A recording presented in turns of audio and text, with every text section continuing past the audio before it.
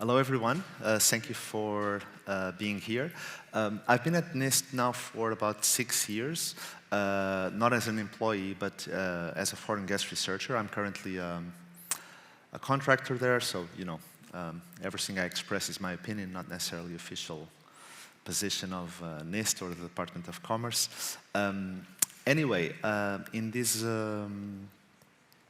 these 6 years, there has been, I personally have had this underlying intention of promoting an exploration of advanced cryptography from a perspective of standardization, and so I'm very happy to be here in a position where we're really talking about what I would say is a milestone, in the sense that we've really finally put out a call for submissions of cryptographic schemes that, in a sense, correspond to advanced cryptography if we compare them to basic building blocks that NIST usually has been focusing on traditionally in terms of standardization.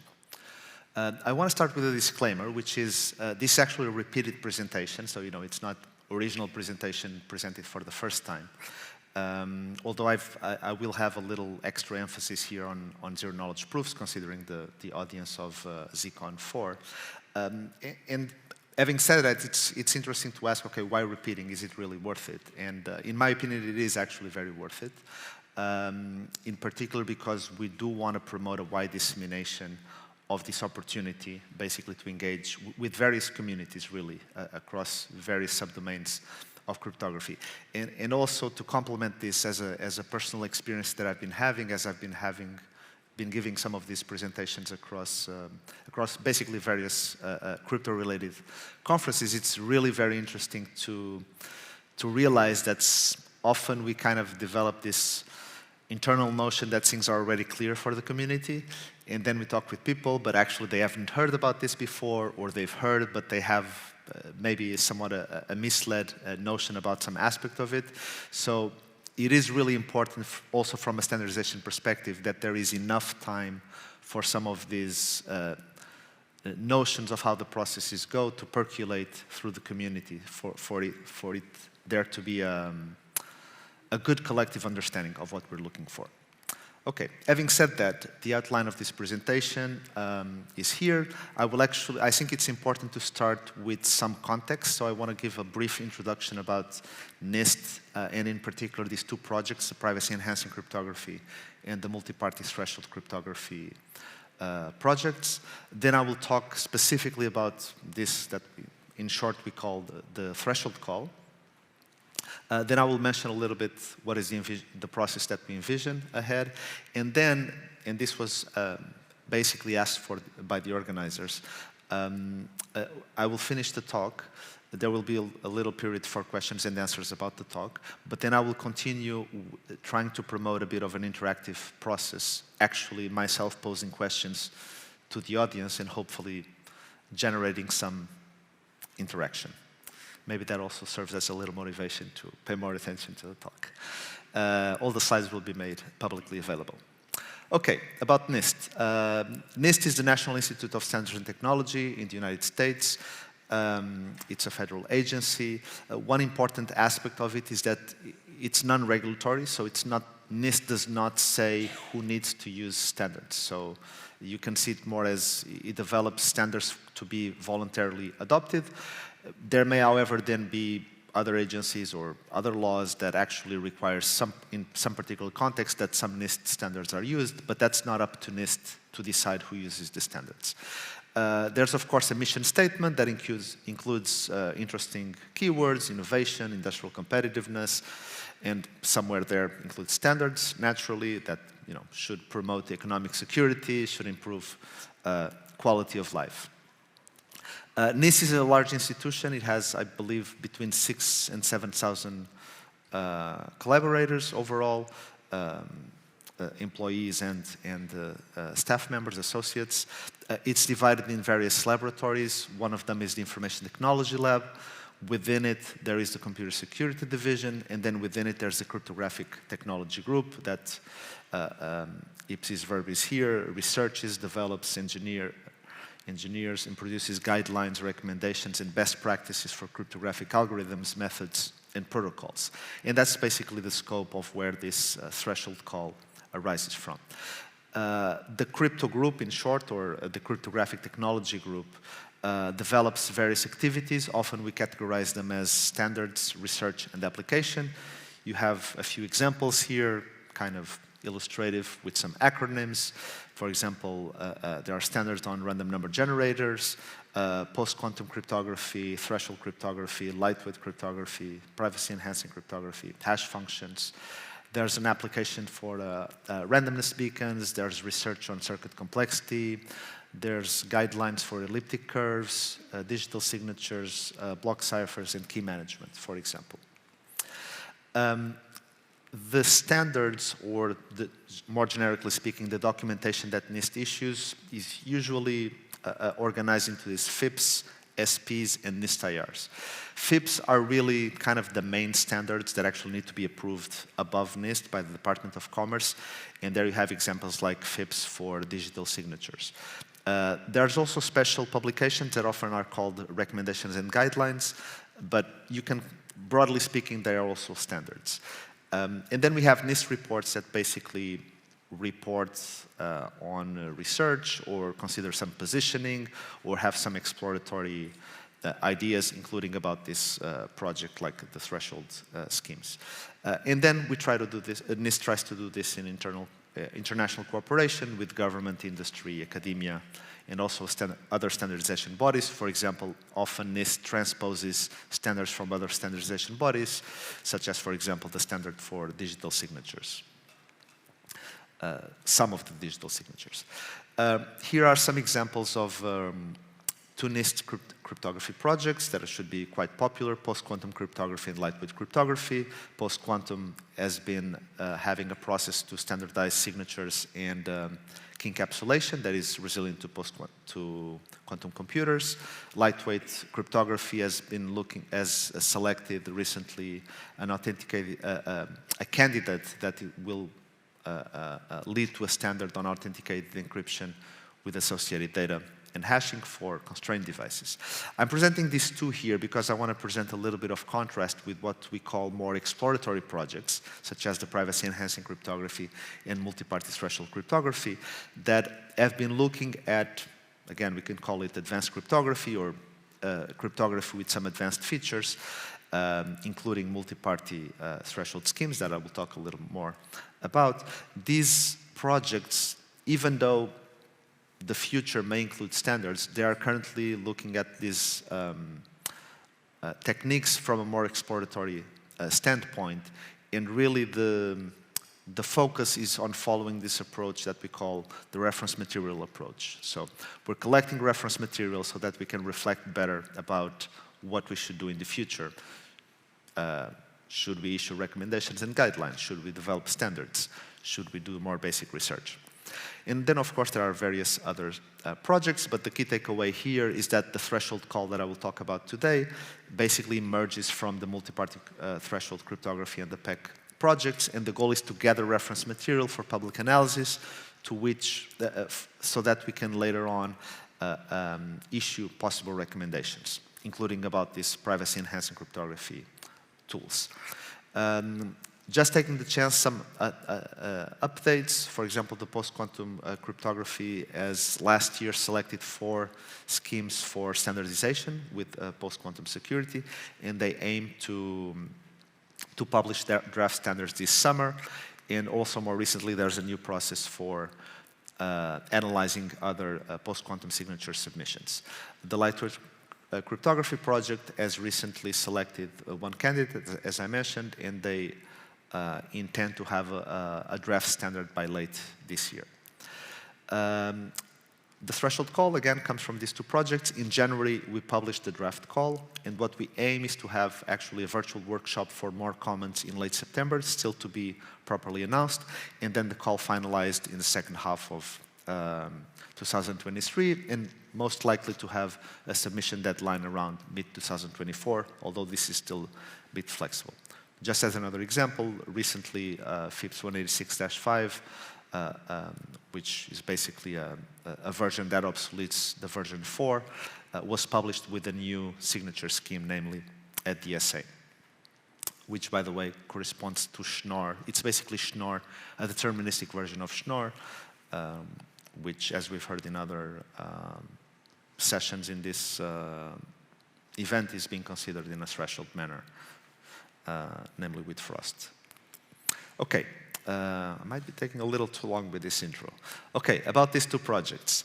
Privacy-enhancing cryptography basically looks at cryptography with emphasis on things that have not been standardized, that can be used to enhance privacy. Here are a number of things we are interested in: zero-knowledge proofs, multi-party computation, fully homomorphic encryption, and I'm going to say etc. The goal of this project is to accompany the progress of these emerging PEC tools, to promote development about reference material about them, and to do exploratory work to assess their potential for recommendations.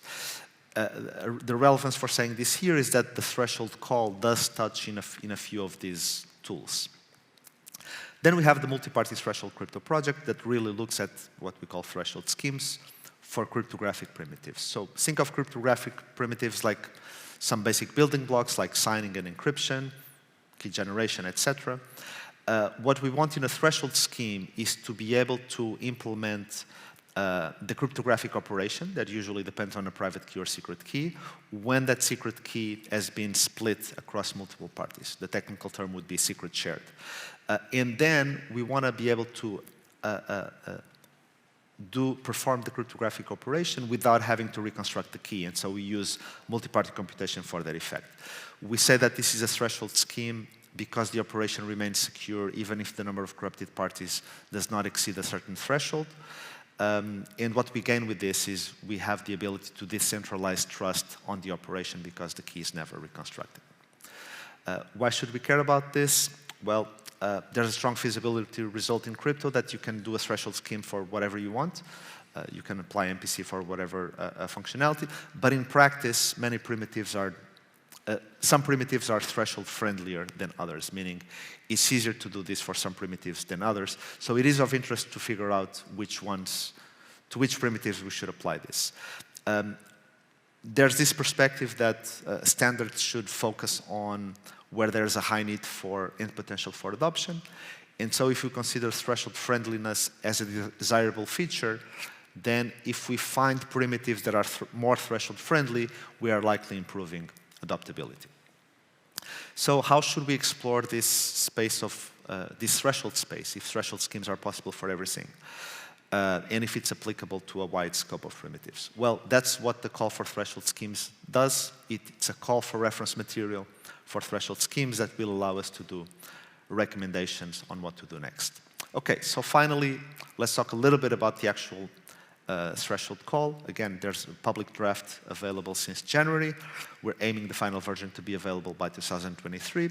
And essentially, it calls for the public to submit threshold schemes for diverse primitives. And this is organized into two main categories. One of them is threshold schemes for NIST-approved primitives, NIST-standardized primitives, such as signature schemes, EDSA, CDSA, RSA, public key encryption like RSA, symmetric encryption like AES, key exchange like, for example, Diffie-Hellman. But then we also open this to primitives not specified by NIST, again, because if we're going to look at these primitives and we already know that we are interested in threshold schemes, then one way of thinking about this is to say, well, we want to know immediately what are the primitives that might be threshold friendly. And so while doing this, we do already have also some interest in quantum resistance, although this is open also to pre-quantum primitives. And in particular, we are interested in things like fully homomorphic encryption, identity-based encryption, and also zero-knowledge proofs. Here's a little chart taken from the draft, what is included in category 1. So for example, we have subcategories for each type of primitives, like shown here: signatures, public key encryption, pairwise key agreement, symmetric encryption, and key generation. If we look at signing, because these are the schemes that are currently standardized by NIST for signing, then we are interested in all of these schemes. By the way, one of the updates that we will do in the revised version is that we're going to include also in category 1 the draft standards of signatures and public and key encapsulation method already selected by the post-quantum project. For example, for public key encryption, we are interested in threshold schemes for RSA decryption, also for RSA encryption of a secret value when it's the secret value that is secret shared. And for symmetric encryption, we're interested in for example, AES enciphering and deciphering, and also these strange acronyms, key derivation methods and key confirmation that basically rely on hash functions or HMAX.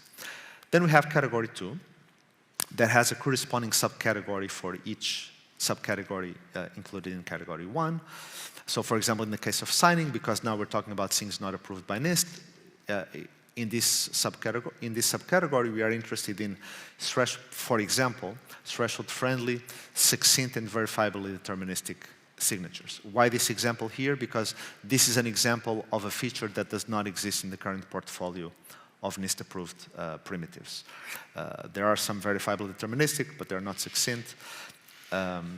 We're also interested in threshold-friendly, quantum-resistant signatures.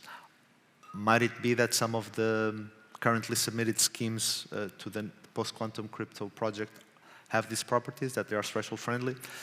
Yet to be seen, but if anybody wants to submit a threshold scheme for those candidates, this would be the subcategory to do that.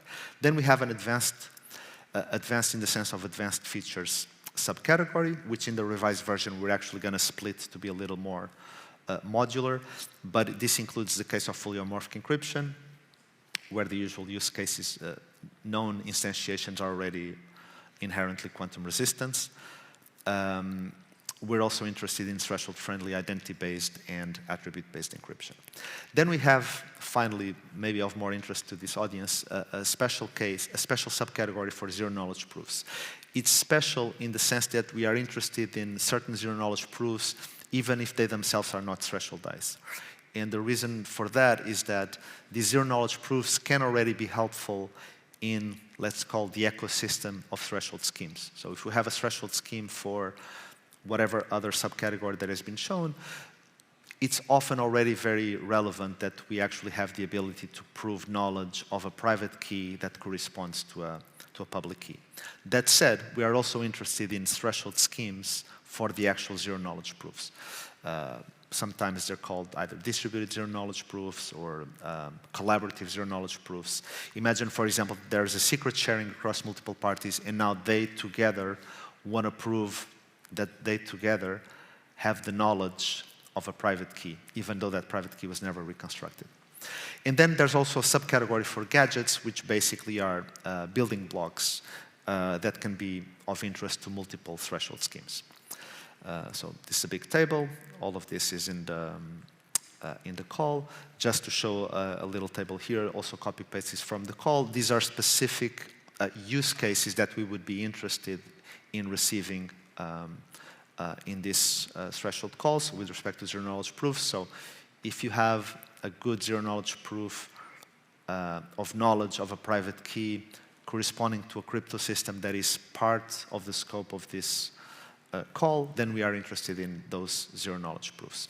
There's this vision, it's not the only reason, but it's an important consideration that even though these are narrow cases of zero-knowledge proofs of knowledge, the building blocks and the techniques used to produce these zero-knowledge proofs are likely to already be of interest to more generic cases of zero-knowledge proofs. And so, in a way, this is a form of also advancing the progress towards recommendations or guidelines or standards for zero-knowledge proofs on their own.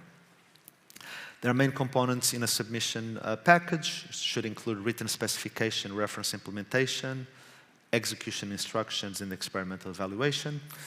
The additional statements are a logistic aspect only.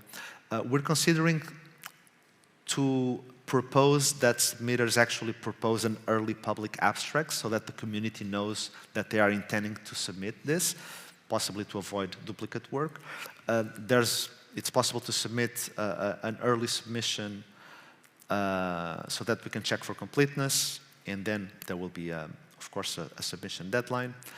Some technical notes. I'm going to speed up a little bit because I think it's relevant in the interest of time, but in terms of submission focuses, a submission can cover various subcategories.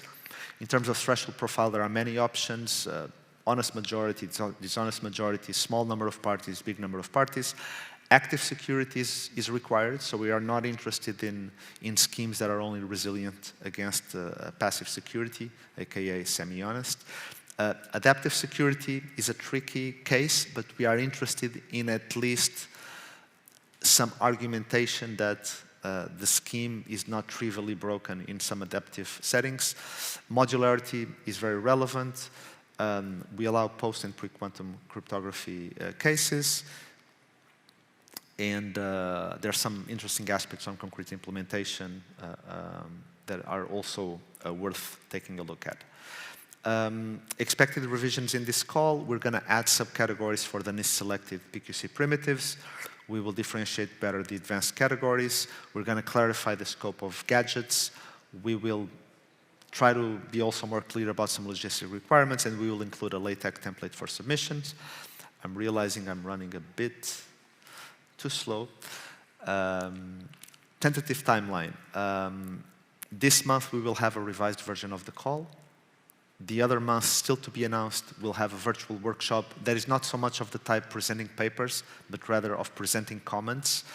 In November, we hope to have the final version of the call, mid-2024 deadline for submissions. In the subsequent year, we'll probably organize 1 or 2 workshops for characterization of what we received. And then 2025 onward, we might have the intended recommendations. We intend large community participation.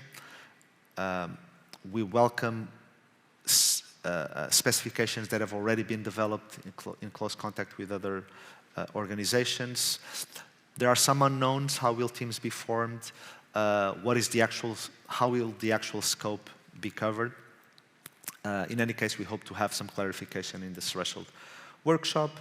Again, we intend interaction in the various steps, feedback after the revised call, making concrete submissions, and actually doing public scrutiny of submitted schemes. And as concluding remarks before the interactive part, so important message to retain, this is a gathering of reference material, not a competition for a selection. So in that sense, this differs very much from more recent processes at NIST that are really aiming for direct standardization. We hope that the process itself of looking at submissions will clarify various relevant aspects of system models and best practices that we should focus on. The aim is to devise recommendations. There's ample room for participation. And if you're thinking of possibly submitting, this is a good time to start organizing if you haven't done so, even though we still don't have the final version, but it will pretty much follow this template discussed here. So that concludes this part of the talk, and I would now open up to some questions, and then as time allows, we can follow up with a more interactive part. Thank you very much.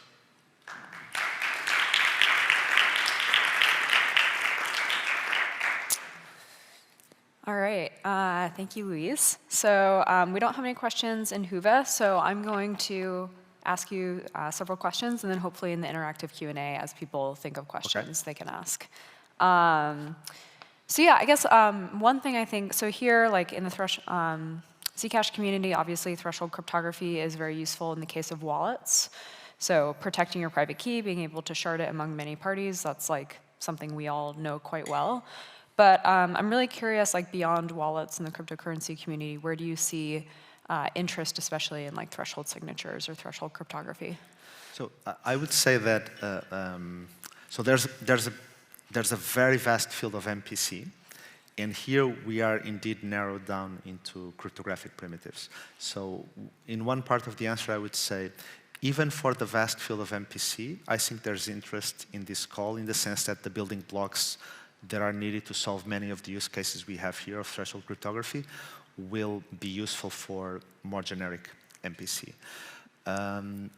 Other than concrete aspects like you were mentioning, wallets, etc., one example that comes to mind is, for example, a certification authority that is a very high-value target for, because it certifies certificates for, the trust in the internet system hinders on trust on a certification authority. So it would be very useful, I would say, when standards exist, that it would be considered the best practice that those high-value target keys are not sitting in one particular place and they are secret shared, and that when they're utilized, they are also effectively not reconstructed. Yeah, it's interesting. Let's see. I guess one question I have as well. So like for us to have like watched the NIST post-quantum competition, there's always like a flurry of activity and people looking at the schemes after and like hopefully breaking the ones that are broken. But with the call here, there's a lot of stuff. So I'm sort of curious, with like such a large spectrum, how do you see the process of engaging the community to review these things? Well, I certainly hope that when there are submissions, that namely who has submitted is going to take a look at the other submissions around. I think even who hasn't submitted, I think there's a large opportunity to look at the good specifications that have been submitted, and there's a lot of research to do there. I do, in terms of creating engagement, I hope that this upcoming threshold, a workshop, notwithstanding that is with a somewhat of a short notice, but considering that it is proposing actual expression of opinions of what should be happening in the process, I hope that that creates some engagement as well.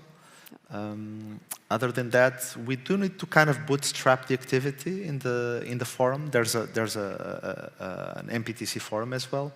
It doesn't have a lot of traction yet, but I think we'll get there. So call to all of you to, once these schemes come out, look at them, give feedback, and try and break them, right? Mm-hmm. Okay. Should we go to the interactive format? Maybe I would just ask, does anybody have a concrete question about the talk, or do you want to just move to some other questions? A few seconds.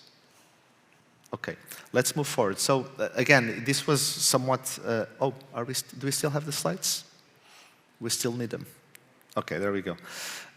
So there was a suggestion by the organization that we would try a little extra interaction. So what I thought, also similar to a previous workshop, was to basically put out some questions, and if you want to engage, just consider providing your opinion. So I think I had forgotten to show this slide. So here's the first question.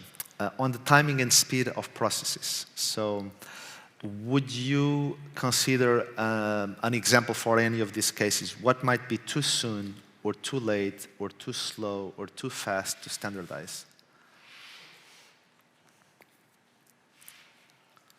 And I guess the motivation for this question is that sometimes people react, oh, why are you standardizing zero-knowledge proofs? It's too soon, there's too active research, or why haven't you done it sooner? So would you like to share any opinion on what might constitute something that is too soon, or too fast, or too late? And I'm just going to stay in silence for a few uncomfortable seconds. Yeah. Maybe what I think about crypto in general, and what I see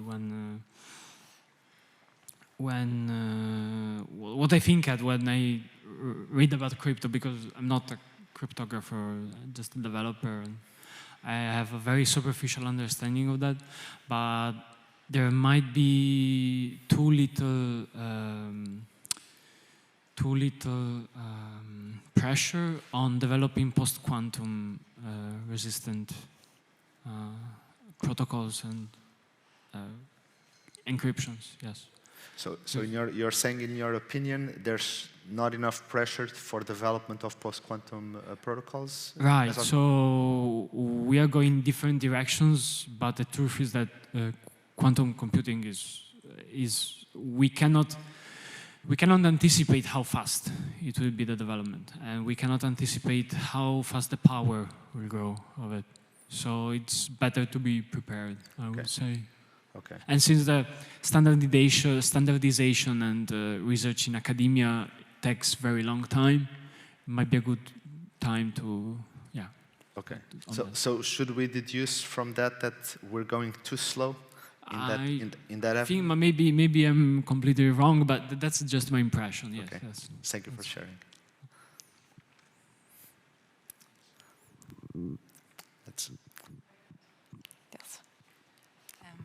Well, it's more of a question. I was wondering if in other maybe aspects of cryptography or in other fields, when there was this standardization process, if all these questions also came up, like yeah, like in other fields, they also wondered, okay, are we doing this too fast or too slow, and what was the outcome of that? If it was really the time to really start thinking about the standardization from the very beginning, or in other cases, maybe the outcome was, okay, we should have started later because maybe other things came up, or... Considering that that is a question, I would say personally, I don't have the experience of being involved in other standardization processes. I mean, other than the current ones, including Zk proof, etc.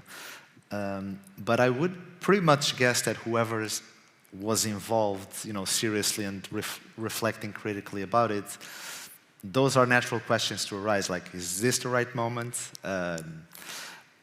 I guess I could share, considering the keywords here, that it is a common understanding that, I've even heard this expression somewhat recently, that often standardization processes are painfully slow, and that there is some good to it, because that slowness, it's not so much the slowness, but the amount of time that it takes. Often, there is a certain amount of time that is required for people to take their time to understand what they're doing, for the community to understand that.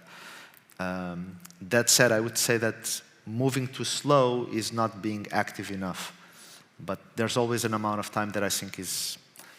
I think it would not be good if we start a standardization process, let's say, of this kind, and 1 month later, 1 month after the submissions, let's go and standardize this, it's done. I think that would be too fast.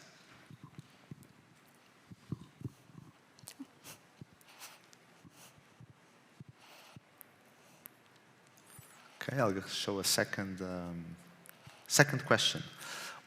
Considering that we have now selected post-quantum or plausible post-quantum primitives for signatures and encryption, key encapsulation, and that there is therefore this trend of, we should move into post-quantum, what value is there in still possibly pursuing new standards for quantum breakable primitives? And in particular, the scope of the current NIST call is still open to receiving submissions as such, pre-quantum. Would anybody want to share if you see any value in that, or if you kind of are opposed to that?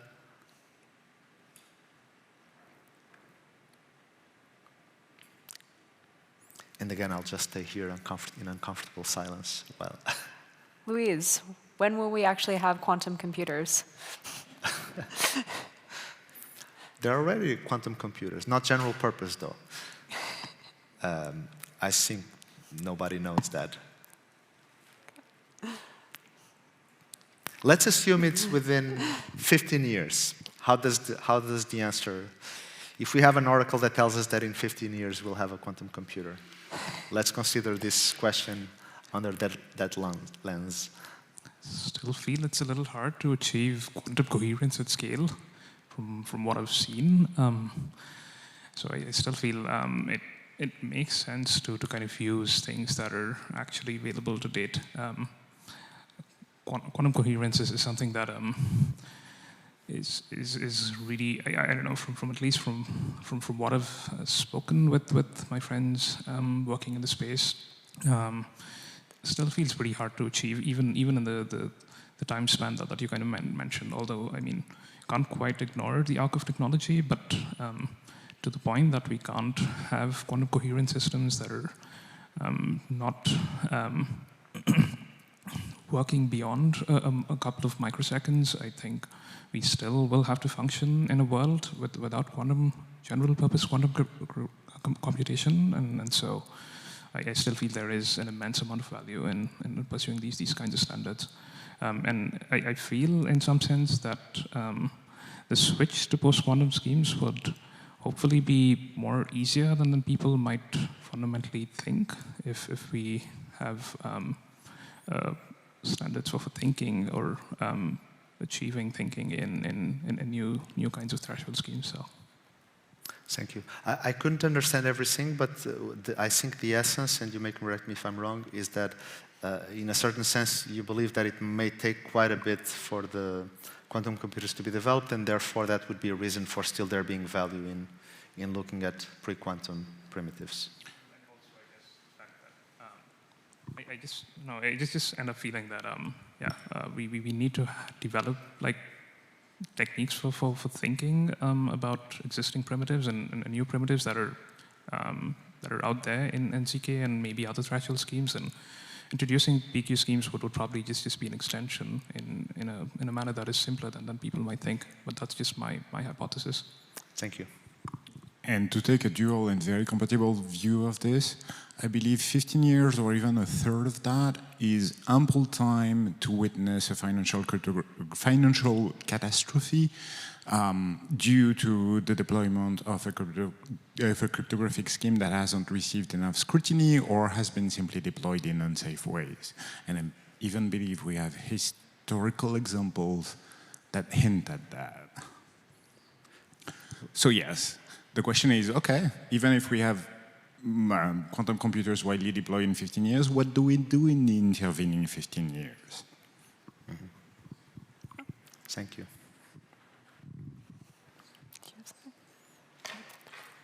Yeah, okay. Yeah, I guess my remark goes in the same sort of direction, as in one value can come from applications that already need sort of to have that further guarantee that some scheme can run in a sort of distributed manner. And in that respect, it might make sense that, well, we might need to standardize or at least have sort of threshold versions of algorithms that they actually run already in their systems. But so that's just a guess, I guess. Yep. Yeah. Thank you. I would complement by saying that in any case, and again in the scope of this threshold call, NIST still has approved, is still running, still has active standards that are pre-quantum, right? So if we want to enable distribution of trust, at least for those primitives, knowing how to do them in a pre-quantum. Actually, for those schemes, there's no post-quantum possibility, right? If we're doing threshold RSA, it's going to be pre-quantum in any case. The other point that I would say is that even for the cases where it might not make sense to try to adopt a pre-quantum scheme, I think it's interesting from this perspective of reference material to create a good reference of what is possible to do in a pre-quantum manner in terms of features, and let that at least be a reference goal for what we should be looking and researching to achieve in a post-quantum way. And I guess maybe we might have time for one more question. Oh, there was one. So, how to handle the standardization tension between innovation and interoperability? It's often a recurrent question or concern, like, okay, if we create a standard, are we hindering innovation on that field? Or maybe the other way around.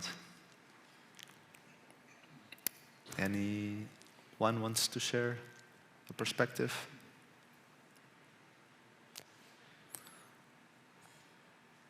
Oh, here we go. Oh, I always have opinions, so you can say your opinion, then I'll chime in. Yeah, my question was just around, I guess, how effective has standardization been in some sense, as it relates to adoption of these standards and implementing these across industry. So that's something that I'd be curious to hear your thoughts on.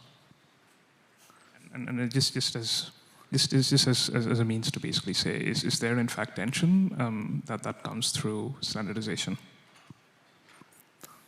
I'm sorry, I was not able to fully understand, but was it a comment or a question? It's more so a question around how effective, I guess, standardization has been. In terms of adoption? I actually think that there's how do you call, a loop of adoption and standardization.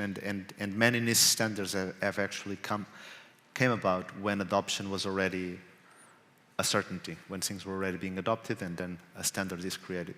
So adoption is definitely a driving force, or at least potential for adoption is a driving force for standardization.